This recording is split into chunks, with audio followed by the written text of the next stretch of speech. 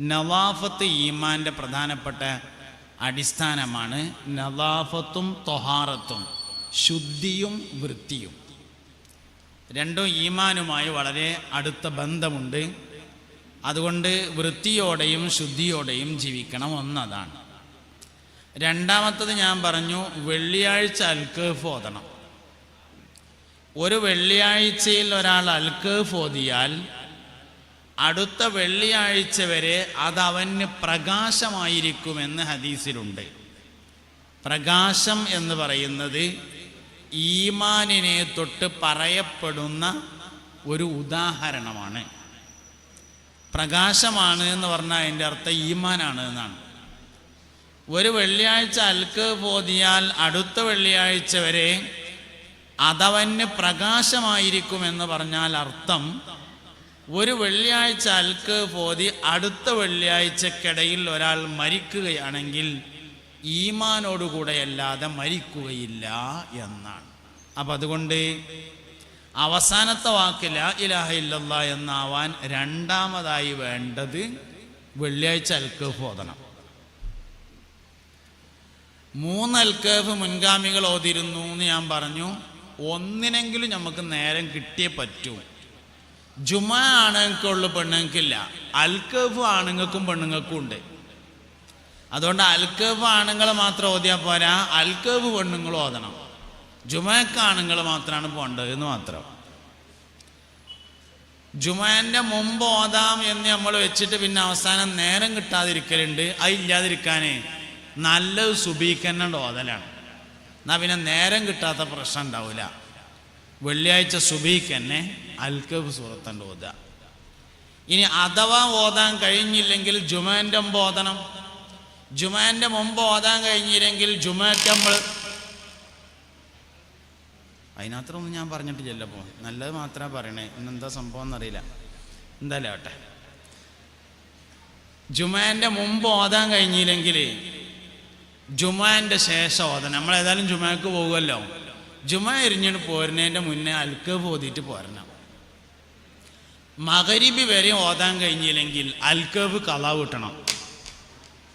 ഒരാഴ്ച ഖളാ വീട്ടിയാൽ അടുത്ത ആഴ്ച നമുക്ക് നേരത്തെ തന്നെ ഓർമ്മ വരും എന്നുള്ളതാണ്. അതുകൊണ്ട് അൽക്കഹ്ഫ് ഖളാ വീട്ടണം. അങ്ങനെ സൂറത്തുൽ കഹ്ഫ് ഓതുക എന്നത് ആഴ്ചയിൽ ഒരിക്കൽ നമുക്കൊരു ശീലമായിരിക്കണം. ആഴ്ചയിൽ ഒരിക്കൽ മരിച്ചവർക്ക് വേണ്ടി ഒരു യാസീൻ ഓതി തുറക്കണം. വെള്ളിയാഴ്ച രാവിലെ നല്ലതാണ്. എന്നും ചെയ്യുന്ന ആൾക്കാരുണ്ട്, വളരെ നല്ലതാണ്. എല്ലാ ദിവസവും തബാറക്കും സൂറത്തുൽ വാഖിയ ഓതണം. ഒന്ന് ദുന്യാവുക്കും ഒന്ന് ആഖിറത്തുക്കും. തബാറക്ക ആഖിറത്തുക്ക്, സൂറത്തുൽ വാഖിയ ദുന്യാവുക്കാണ് എന്ന് ചൊറുക്കിന് പറയാണ്. സംഗതി അതും ആഖിറത്തുക്കുള്ളത് തന്നെയാണ്. എന്നാൽ ദുന്യാവുക്കും പറ്റും. ദാരിദ്ര്യം വരാതിരിക്കാൻ സൂറത്തുൽ വാഖിയയും ഖബറിലെ അദാബില്ലാതിരിക്കാൻ തബാറക്ക സൂറത്തും എല്ലാ ദിവസത്തിലും ഓതണം. ഇനി മൂന്നാമത്തത്, മരിക്കുമ്പോൾ ഈമാനോടുകൂടെ മരിക്കാൻ മൂന്നാമതായി ചെയ്യേണ്ടത് ഉറങ്ങുന്ന സമയത്തെ അവസാനത്തെ വാക്ക് ലാ ഇലാഹ ഇല്ലല്ലാഹ് എന്നാക്കി മാറ്റലാണ്. ഉറങ്ങുന്നവൻ്റെ ദിക്ർ ഉറക്കത്തിൽ മുറിയൂല, ഉണർച്ചയിലാണ് മുറിയുന്നത് എന്നാണ്. ഒരാൾ ഉറങ്ങുമ്പോൾ അവസാനം ലാ ഇലാഹ ഇല്ലല്ലാഹ് എന്ന് ചൊല്ലി ലാ ഇലാഹ ഇല്ലല്ലാഹ് ലാ ഇലാഹ ഇല്ലല്ലാഹ് എന്ന് ചൊല്ലിയാണ്ട് ഇങ്ങനെ ഉറങ്ങിയാൽ ഉറക്കത്തിലും ലാ ഇലാഹ ഇല്ലല്ലാഹ്, ഉണരുമ്പോഴാണ് ആ ദിക്ർ നിൽക്കുന്നത് എന്നാണ്. ഉറക്കത്തിൽ നിൽക്കൂല. ഉറങ്ങുന്നവൻ്റെ ഉറക്കത്തിൽ മുറിയില്ല, ഉണർച്ചയിലാണ് മുറിയ.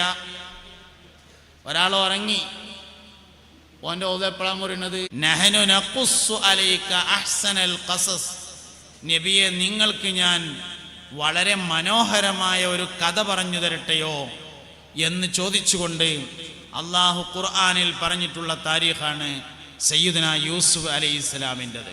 അത് വായിച്ചാൽ ജ്യേഷ്ഠനും അഞ്ചനും എത്ര വലിയ തെറ്റാണെങ്കിലും മുണ്ടാൻ തോന്നുന്നതാണ്. കാരണം യൂസുഫ് നബി അലൈഹിസ്സലാമിനെ തൻ്റെ ജ്യേഷ്ഠ സഹോദരന്മാർ 9 ആളും കൂടിയിട്ട് കിണറ്റിക്ക് കൊണ്ടുപോയിട്ടത് മിസ്ർ പോയിട്ട് രാജാവാകാനായിരുന്നില്ല, കൊല്ലാൻ തന്നെ ഇരുന്നു.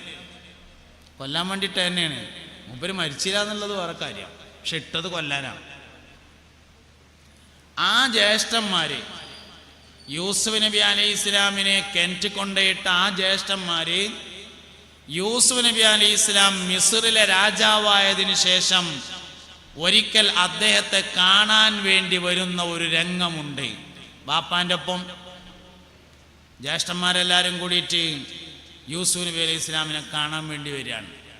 തന്നെ കിണറ്റിലിട്ട ജ്യേഷ്ഠന്മാര് വന്ന ദിവസം മഹാനായ സയ്യിദുനാ യൂസുഫ് അലൈഹിസ്സലാം തൻ്റെ രാജസിംഹാസനത്തിൽ ഇരുന്നില്ല എന്നതാണ് യൂസുഫ് നബി അലൈഹി ഇസ്ലാമിൻ്റെ താരീഖിലുള്ളത്. ബഹുമാനം കൊണ്ട്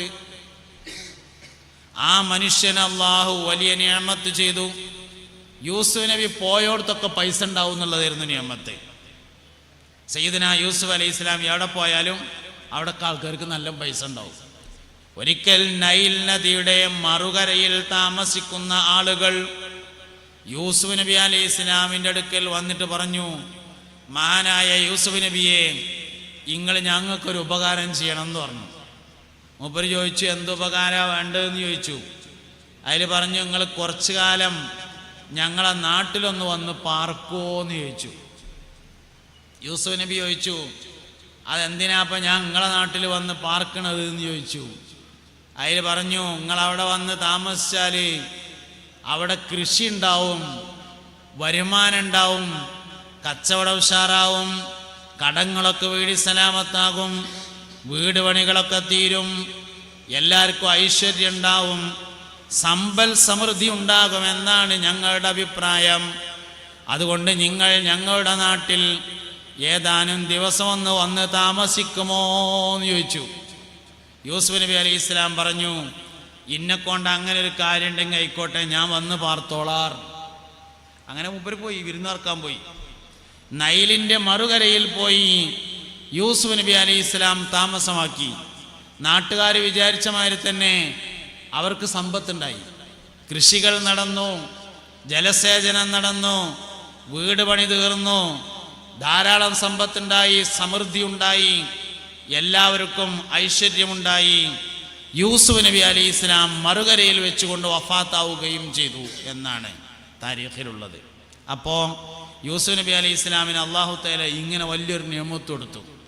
ആ മഹാനായ മനുഷ്യൻ തൻ്റെ ജ്യേഷ്ഠന്മാർ, കിണറ്റിലിട്ട ജ്യേഷ്ഠന്മാർ മൂപ്പരെ കാണാൻ വേണ്ടി വന്ന ദിവസം രാജസിംഹാസനത്തിൽ ഇരിക്കാതെ ബഹുമാനം കാണിച്ചു എന്നത് ആ മനുഷ്യൻ്റെ ഏറ്റവും വലിയൊരു പ്രത്യേകതയായിരുന്നു എന്നാണ്.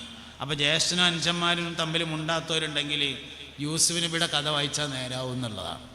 ഇങ്ങനെ താരീഖ് പഠനങ്ങൾക്ക് ഒരുപാട് ഗുണങ്ങളുണ്ട്. സാലിഹ്യങ്ങളുടെ, അമ്പിയാക്കളുടെ, സഹാബത്തിൻ്റെ അങ്ങനെയുള്ള താരീഖുകൾ. 4 പ്രധാനപ്പെട്ട ആളുകളെ എല്ലാ വെള്ളിയാഴ്ചയും ഖത്തീബ് പറയുന്നത് ഓരോ താരീഖ് ഓർമ്മ വരാൻ വേണ്ടിയിട്ടാണ്. എല്ലാ വെള്ളിയാഴ്ചയും രണ്ടാമത്തെ ഖുതുബ അവസാനിക്കുമ്പോൾ ഖത്തീബ് 4 സ്വാലിഹീങ്ങളുടെ പേര് പറയും, 4 ഖുലഫാഉർ റാഷിദീങ്ങളുടെ പേര്. എന്തിനാ ഈ 4 ആൾക്കാരെ പേര് പറയണത്?